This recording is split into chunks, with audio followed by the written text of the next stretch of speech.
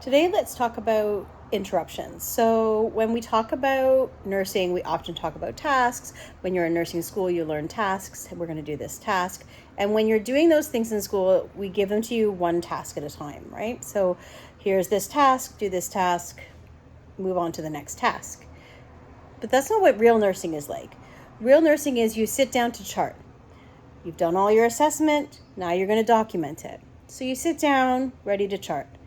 But just as you sit down and log onto the computer, your patient calls and asks for something. So now you go and get that done. And then you come back and you go to sit down again, but now the phone rings or the call bell goes off or one of your colleagues asks you for assistance. And so you do all these tasks, you get all these interruptions, and then you sit down again, and now you have to think to yourself, where did I leave off, right?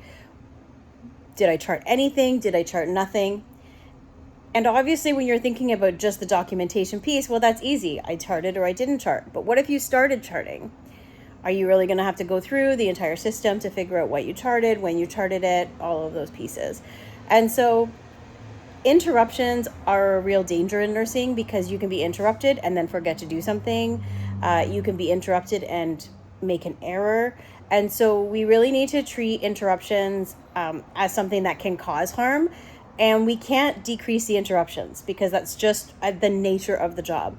So as a nurse, when you're first going from that transition from potentially school into a new job and or from one job to the next job where you're not as proficient, how do we make sure that you're not making any errors because of interruptions? So one of the options is to have a mental checklist.